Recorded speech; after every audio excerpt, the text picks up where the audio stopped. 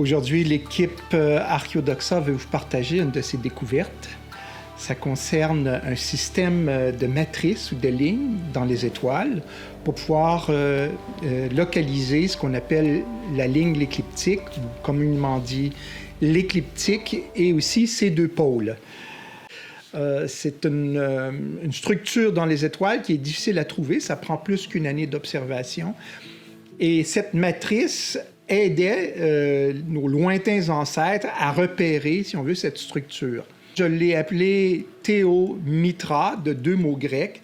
Théo qui veut dire divin, Mitra qui veut dire simplement le mot matrice. À toute découverte, il y a toujours un contexte.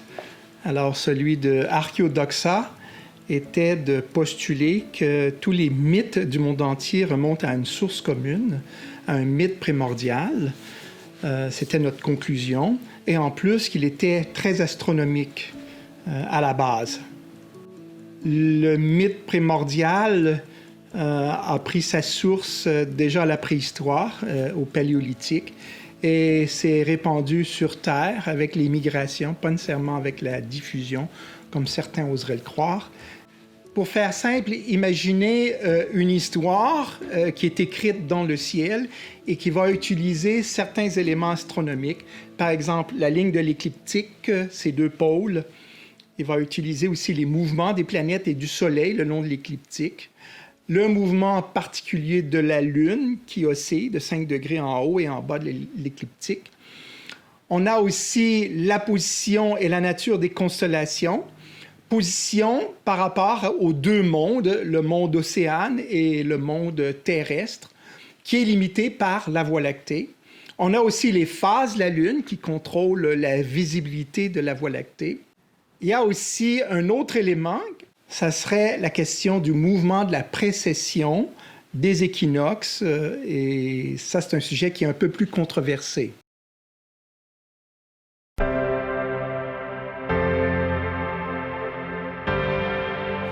Mais pour lire tout ce langage ou toute cette histoire dans les étoiles, il faut au moins connaître l'emplacement de l'écliptique et de ses deux pôles.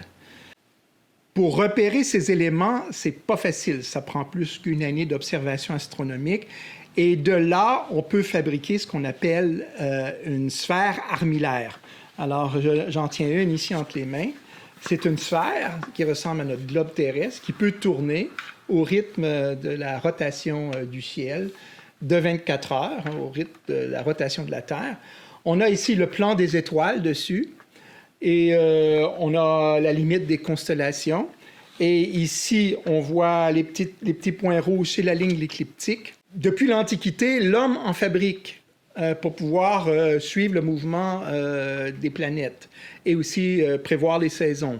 Curieusement, sur les sphères armillaires, même si on voit toujours l'écliptique, bien sûr, on voit très rarement ou presque jamais les pôles de l'écliptique. Alors ici, j'ai cette sphère-ci.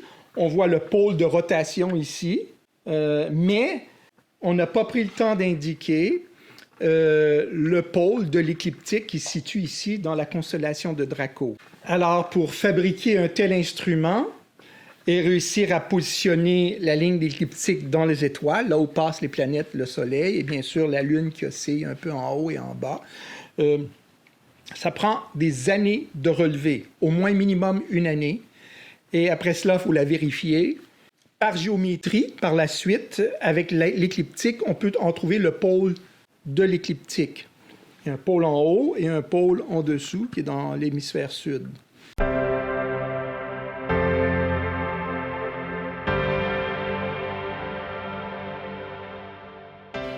Alors, pour nos lointains ancêtres, on pouvait retrouver facilement l'écliptique et les deux pôles de l'écliptique grâce à la Théomitra, qui était transmise dans la mythologie de génération en génération.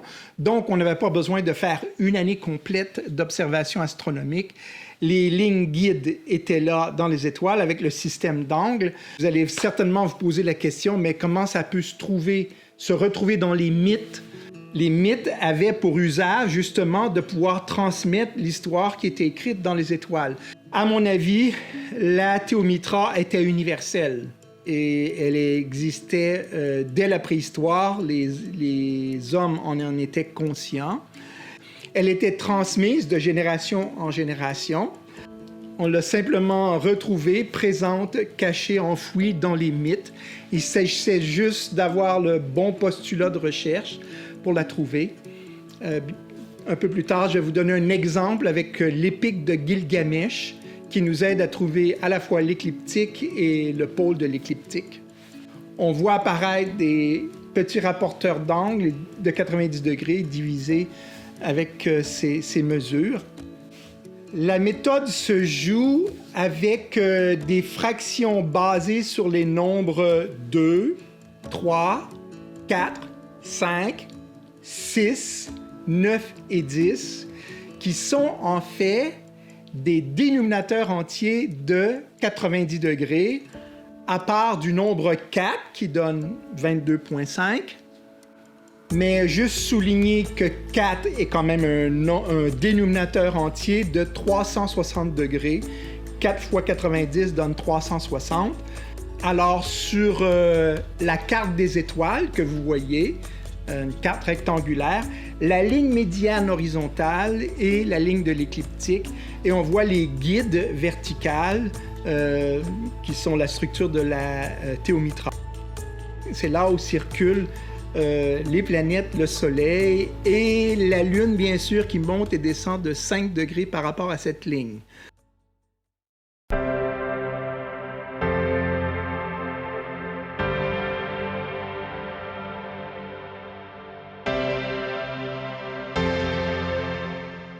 Et vous allez vous poser la question, mais c'est des systèmes d'angles, d'accord, des systèmes d'angles assez précis, assez incroyables, mais comment nous, sans instruments astronomiques sophistiqués et précis, peut-on faire ces calculs d'angles?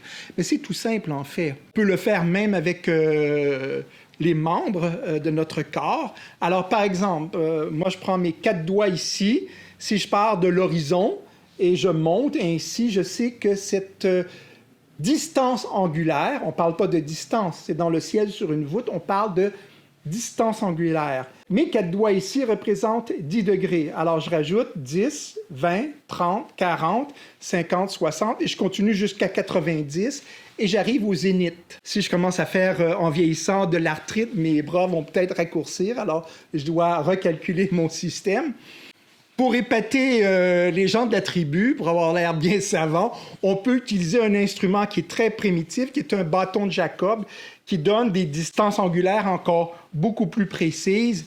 Et vous voyez une illustration ici du Moyen Âge sur des gens utilisant le bâton de Jacob. Et on croit qu'il était même utilisé à la préhistoire.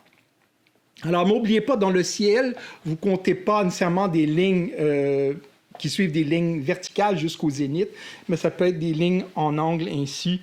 C'est le cas pour la théomitra. Nous revenons au mythe primordial.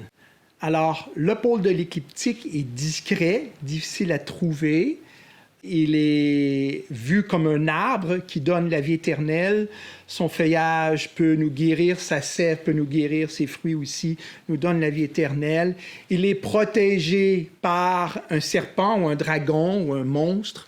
Et ce mythème, cet élément de la mythologie, si on veut, est redondant dans tous les mythes à travers le monde. Et je pense qu'il est à la base aussi du mythe primordial.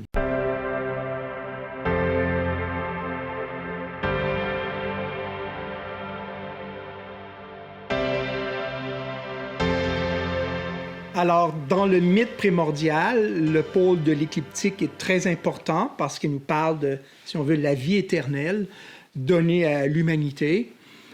Revenons à notre matrice céleste, la théomitra, qui semble être conçue pour être observée vue du système solaire, vue de la Terre. Et je fais apparaître les noms des étoiles et aussi un tableau qui montre leur magnitude d'intensité lumineuse et aussi leur distance par rapport à la Terre en termes d'années-lumière.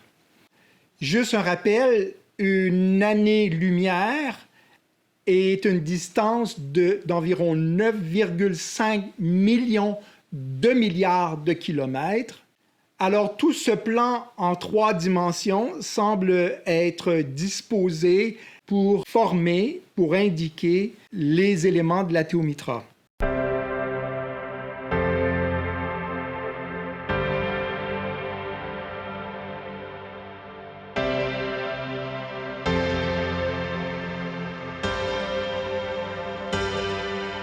Alors, les constellations du zodiaque sont les constellations repères sur la ligne écliptique. Alors, je fais apparaître le ciel qui tourne autour d'un terrain sur Terre. Vous voyez la ligne de l'équateur céleste, franc Est, franc Ouest. Vous voyez la ligne d'écliptique qui oscille dans le ciel avec un mouvement de balayage. Vous voyez le point bleu qui est le pôle nord céleste de la rotation de la Terre, son axe, si on veut, qui pointe sur la petite ours, la queue de la petite ours, sur l'étoile polariste. Et vous voyez le point orange du pôle de l'écliptique qui tourne autour de ce point-là, décalé d'une distance angulaire de 23,44 degrés. Alors, pourquoi donc l'écliptique oscille dans notre ciel terrestre? Eh bien, la raison est toute simple. C'est simplement dû à l'inclinaison de la Terre sur son orbite. Alors, il faut garder en tête que lorsqu'on regarde les planètes et le Soleil, on voit le système solaire vu de sa tranche, et c'est ça l'écliptique. En fait, c'est une sorte d'horizon. Et si on regarde au loin les étoiles sur cet horizon, ils forment les constellations du zodiaque. Et le zénith de notre système solaire, c'est le pôle de l'écliptique qui est situé dans la constellation de Draco. Alors, voyons le cas théorique où la Terre n'aurait pas d'inclinaison. Sur la droite, on voit un terrain à une latitude comme celle de Paris ou Londres. Le Soleil se lèverait toujours franc Est pour se coucher franc ouest, tout comme les planètes et le zodiaque. Ce serait donc un équinoxe perpétuel. Il n'y aurait jamais de saison. Sur toute la Terre, il y aurait toujours 12 heures de jour et 12 heures de nuit. La ligne de l'équateur céleste serait la même que la ligne d'écliptique. Et les deux pôles, pôle de rotation et pôle de l'écliptique, seraient le même. Alors, le ciel ferait une rotation autour du pôle de l'écliptique dans Draco. Alors, on va faire une petite expérience de perspective. On va prendre cet axe de rotation de la Terre, puis maintenant, on va la réincliner à 23 degrés, 44 minutes. Et remarquez bien le terrain sur la droite. Vous voyez, la ligne d'écliptique et la ligne d'équateur se séparent, ainsi que les deux pôles. Maintenant, vous voyez cette écliptique osciller en raison de l'inclinaison de la Terre. Cartographier la voûte céleste est un défi à long terme. La raison est simple, le Soleil avec son ciel bleu masque les étoiles. Et cela pendant toute une saison. Alors, sur le diagramme, on voit la Terre faire sa révolution, la coquille bleue et le ciel diurne qui masque les étoiles. Il faut attendre 6 mois pour que la Terre soit l'autre côté du Soleil pour pouvoir compléter la carte du ciel.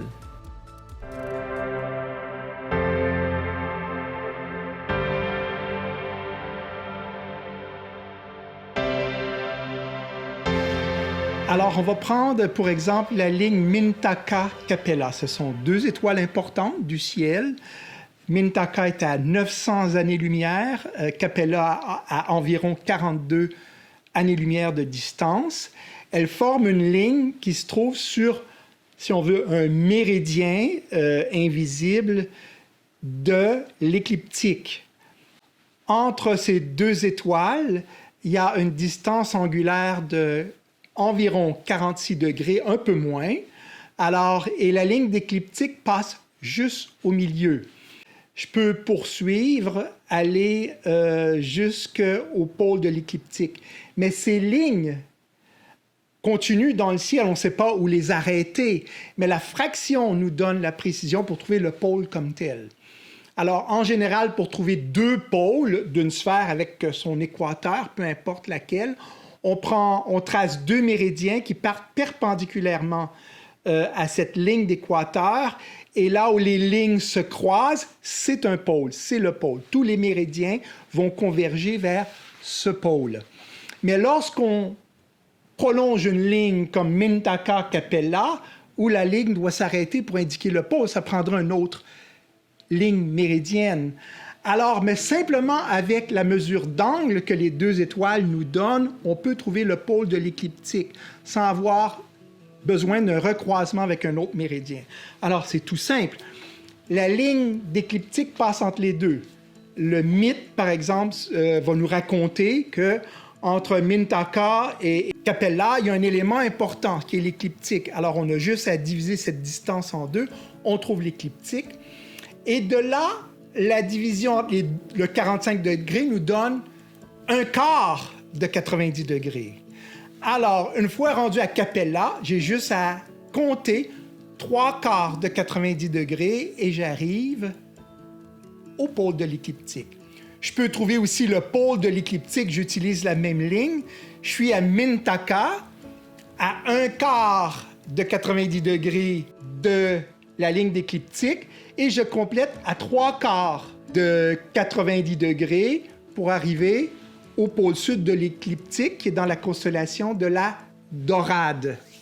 Ce jeu de lignes est important. Les mesures fonctionnent avec 1 quart de 90 degrés, 1 quart, 2 quarts, 3 quarts, 4 quarts lorsqu'on arrive au pôle de l'écliptique. Et ce qui est intéressant, bien sûr, lorsqu'on est à Capella, on peut poursuivre de 1/2 de 90 degrés, de 2 quarts, et on arrive à le cercle de précession. En ce moment, notre étoile polaire se situe sur ce cercle.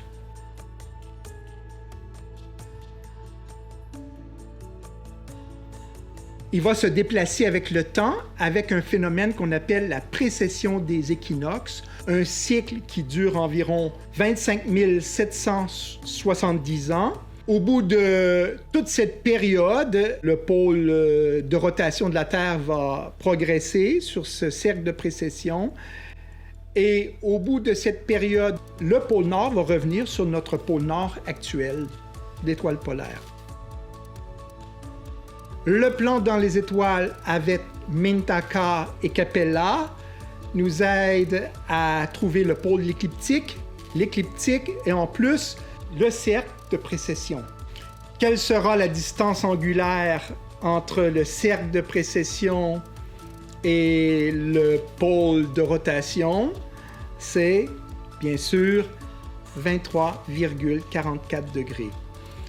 Et le rayon du pôle de précession va légèrement varier dans le temps à cause du cycle de l'obliquité terrestre qui varie entre environ 22 degrés jusqu'à 24,5 degrés.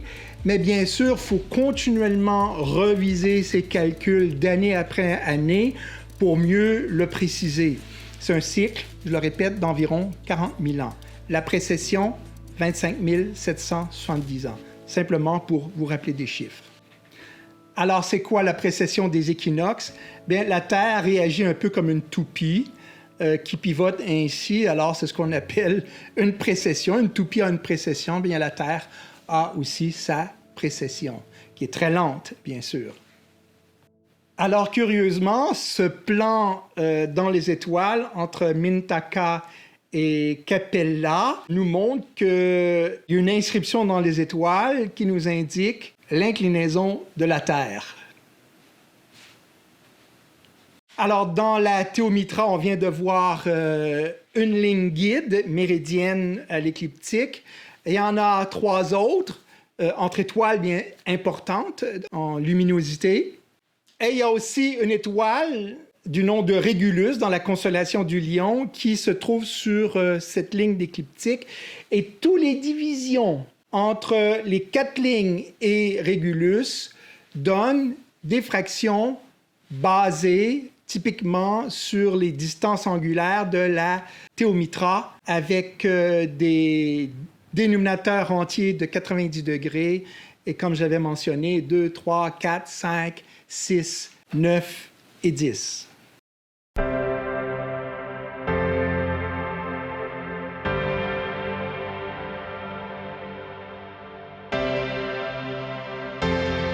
Vous connaissez les mythes sur l'allumage du feu. Alors, on prend un axe avec une sorte de mouvement de corde, on fait pivoter ainsi pour obtenir un feu. Et ce symbole représente aussi le feu sacré qui vient du ciel. Et aux Indes, on l'appelle l'araignée, on le retrouve partout à travers le monde. Les gens en font même des cérémonies religieuses pour nous rappeler que le vrai feu sacré, invisible, vient du ciel. Bon, j'aimerais bien avoir du bois de cet arbre parce qu'il pourrait m'éclairer la nuit en tout temps et me procurer du chauffage gratuit. Et bien sûr, ce bois ne se consume pas, du moins ce qu'on dit dans la mythologie. L'araignée, j'utilise une expression aux Indes, mais on le retrouve partout, jusqu'en Europe, en Chine, jusque dans les Amériques. On le retrouve même chez les aborigènes d'Australie. Alors, cette araignée, ce feu qui descend du ciel, cet axe, représente aussi la relation femelle-mâle qu'on retrouve dans l'humanité et dans toute la nature. Alors, chose curieuse, c'est l'idée de chercher dans la direction d'une découverte comme la Théomitra est venue justement de l'araignée. Une des lignes, si on veut, de l'araignée, qui est un alignement entre Spica, qui est à 2 degrés juste sous la ligne de l'écliptique, et l'étoile la plus brillante de tout l'hémisphère nord, Arcturus. Si on prolonge cette ligne-là, on passe par le pôle nord de l'écliptique. Et je me suis dit, oh, quelle coïncidence! Et les mythes en parlent. Ils ne parlent pas nécessairement du pôle de l'écliptique, mais ils parlent de l'aspect sacré, si on veut, de l'union entre un homme et une femme, l'Adam et Ève qu'on retrouve dans toutes les civilisations. Et je me suis dit, c'est curieux, ça correspond avec la ligne méridienne d'un écliptique. Donc, elle va passer par le pôle de l'écliptique. Ça prendrait une autre ligne pour recroiser. Et je me suis aperçu que l'alignement nous donne le méridien, mais quand on repart d'Arcturus, puis on redescend de 30 degrés, on arrive à la ligne de l'écliptique. On complète de 60 degrés, on arrive au pôle de l'écliptique. De là, j'ai cherché dans la mythologie pour voir s'il n'y avait pas des nombres indicatifs. Eh bien, je l'ai trouvé dans l'Épique de Gilgamesh. Parce qu'il faut comprendre que Gilgamesh cherche la vie éternelle, il rencontre Utnapishtim, qui est le Noé, si on veut, qui lui dit, écoute, tu veux trouver la vie éternelle et tu t'endors facilement, ou du moins après ton périple, je te demande de rester réveillé, tu es incapable. Et bien sûr, il nous donne l'indication, alors il sera à un endroit et il va plonger au fond des eaux pour trouver la plante qui donne la vie éternelle. C'est l'arbre de l'écliptique, bien sûr. Et il attache des gros cailloux soit à sa taille ou à ses pieds et se laisse descendre au fond de l'eau. Il récupère la plante, il le met à sa ceinture, intéressant. Et bien sûr, on peut identifier Gilgamesh facilement avec la constellation d'Orion. La plupart des historiens l'ont vu, qu'il y avait un peu d'astronomie, ou beaucoup, dépendamment du crédit qu'on veut donner, si on veut, à l'astronomie dans l'Épique de Gilgamesh ou dans la mythologie.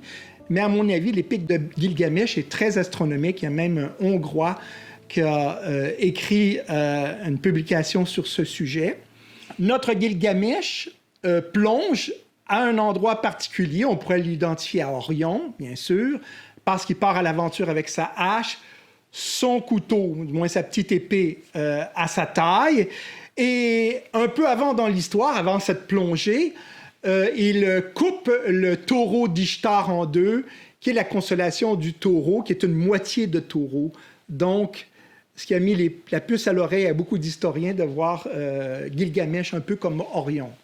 Mais il est plus que cela, parce qu'on le voit aussi dans d'autres constellations le long de l'écliptique, de même pour Enkidu, son partenaire d'aventure. Et là, il plonge, il met une corde, toujours la question de la corde qui donne une ligne droite. Il plonge, il met la plante à sa ceinture, il remonte et après, il marche 45 jours. Et chez les Sumériens, comme chez beaucoup de peuples, on compte les degrés, on fait de la trigonométrie en utilisant 360 degrés. Pourquoi? Pour plusieurs raisons. 360 degrés, c'est un chiffre qui contient plein de dénominateurs entiers, mais aussi parce que notre Soleil passe sur l'écliptique en 365 jours. Donc, le Soleil se déplace d'environ 1 degré par jour. Et chez plusieurs peuples, dont les Sumériens, les Babyloniens, symboliquement parlant, une journée correspond à 1 degré. Donc, notre cher Gilgamesh marche pendant 45 jours pour arriver à un lac où il peut se purifier. C'est pas mentionné l'étoile Capella, mais dans les mythes à travers le monde, et par exemple aux Indes, c'est clairement dit que le lac de purification correspond à l'étoile Capella. Pourquoi un lac de purification? Ouf, bon, je pourrais vous raconter plein de détails, mais c'est le seul endroit, Capella, le seul endroit où il y a un manque de luminosité dans la Voie lactée. C'est comme un passage où les titans essayent de pénétrer, où Perseus essaye de percer, essaye de bloquer avec la tête de la méduse. On a ce passage. L'un côté, c'est l'océan avec l'eau salée, l'écume, etc., qui est un peu la Voie lactée. Et bien sûr, ce manque est vu comme un lac d'eau douce où on peut se purifier. Indra va se purifier dans ce lac d'eau douce et c'est clairement mentionné que c'est la consolation du cocher avec cette fameuse étoile Capella, qui est une étoile en passant très brillante. Alors donc, Gilgamesh se rend au lac pour se laver, se purifier, et au malheur, il s'endort. Et pourtant, Utnapishtim lui avait dit, si tu cherches la vie éternelle, il faut que tu restes éveillé, il ne faut pas que tu t'endors. Et malheureusement, il s'endort. Et qu'est-ce qui arrive? Le serpent vient pour lui enlever la plante, lui enlever la vie éternelle. Et bien sûr, ce serpent vient de Draco, du nord, pour lui enlever sa plante. Et Gilgamesh se réveille, s'aperçoit que le serpent a avalé sa plante de la vie éternelle, il est tout triste. Et la morale de l'histoire, c'est comme si Gilgamesh nous disait « Faites pas l'idiot comme moi. Si vous cherchez la vie éternelle, ne vous arrêtez pas, restez éveillé. Vous pouvez vous purifier dans le lac, mais s'il vous plaît, restez éveillé. » Donc, on voit quand même la thématique de cette ligne, le 45 jours, qui est bien sûr la distance de Mintaka à Capella. Il y a une autre histoire assez intéressante, c'est l'histoire de Zeus, qui est souvent représentée ou souvent identifiée à la constellation de Orion. Orion, en fait, est sous la ligne d'écliptique. Sa hache est juste sur la jonction, la rencontre entre la ligne d'écliptique et la ligne de l'équateur galactique de la Voie lactée, qui est placée à 60 degrés. Il y a sa hache à cet endroit. Et de même pour Zeus, et plein de dieux comme Thor. Donc on peut l'identifier à Orion. Orion est sous la Voie lactée. Et c'est celui qui représente l'ensemble de l'écliptique. Donc Zeus est le dieu de l'Olympe, des 12 dieux. Le pôle de l'écliptique peut prendre différentes formes dans la mythologie. On voit Artémis avec son pola sur la tête, pola qui veut dire un pôle, avec son collier de zodiaque. On l'a aussi avec d'autres dieux. Alors donc, ce sont des éléments de la mythologie. Et l'épée ou le couteau de Gilgamesh à la taille, ce sont des petites étoiles sous la ceinture d'Orion. Et cette série d'étoiles est parallèle au méridien de l'écliptique. On revient à l'Aranie, l'allumage du feu. Cette question de l'aspect mâle-femelle dans la mythologie est inscrite aussi dans les étoiles. Alors, si on prend Arcturus avec cette constellation du Bouvier, c'est mâle, c'est vertical. La Vierge, elle est horizontale sur la ligne de l'écliptique, Spica dans sa main qui est sur 2 degrés sous la ligne de l'écliptique. Alors, on a l'aspect mâle-femelle qu'on retrouve dans plein de constellations. Les 2 autres constellations féminines sont aussi horizontales et les constellations mâles sont des personnages qui sont debout verticalement par rapport, si on veut, à l'horizon de l'écliptique. Il y a d'autres constellations qui sont en oblique, si on veut, les Gémeaux, qui ont, si on veut, les 2 genres, mâle-femelle, dans beaucoup de cultures à travers le monde, un peu comme le couple frères et sœurs qui ont engendré l'humanité. Alors, il y a un autre allumage du feu, cette fois-ci dans l'hémisphère sud, qui est vraiment intéressant. C'est entre l'étoile Sirius et Canopus. Ce sont les 2 étoiles les plus brillantes de tout l'hémisphère sud. Et Sirius est l'étoile la plus brillante de toute la voûte céleste. Eh bien, les 2 sont alignés le long d'un méridien de l'écliptique pour donner, avec une fraction bien précise, le pôle sud de l'écliptique qui est dans la constellation, je l'avais déjà mentionné, de la Dorade. Et les aborigènes d'Australie mentionnent que Canopus et Sirius sont comme un couple céleste qui nous ont donné le feu du ciel. Donc, on fait des cérémonies de l'allumage du feu dans lequel on lance une flamme, un tison dans le ciel pour montrer, pour nous rappeler d'où vient le feu sacré du pôle de l'écliptique. Donc, on a un Arani très précis, inscrit dans les étoiles, les 2 de plus grande magnitude de l'hémisphère sud, pour donner l'enseignement que ce pôle donne le feu sacré, cette lumière éternelle. On peut regarder aussi ensemble très rapidement la dernière ligne. Ce sont 2 étoiles très importantes, Fomalhaut et Deneb, qui sont une ligne aussi méridienne pour indiquer le pôle de l'écliptique avec une fraction bien précise. Le mythe le plus important de l'Égypte, dans l'Égypte ancienne, c'était Isis et Osiris. Et le mythe, justement, va parler de cette ligne méridienne qui est importante.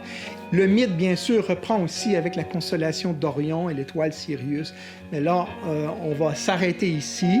Gardez en tête que cette structure avait été donnée dans la mythologie ancienne et elle a été enfouie et oubliée à travers des millénaires, je ne sais pourquoi. Et les premiers hommes la connaissaient et pouvaient faire facilement de l'astronomie sans avoir à fabriquer toute une sphère comme celle-ci. Tout était déjà inscrit dans le ciel. Merci de votre attention. À la prochaine.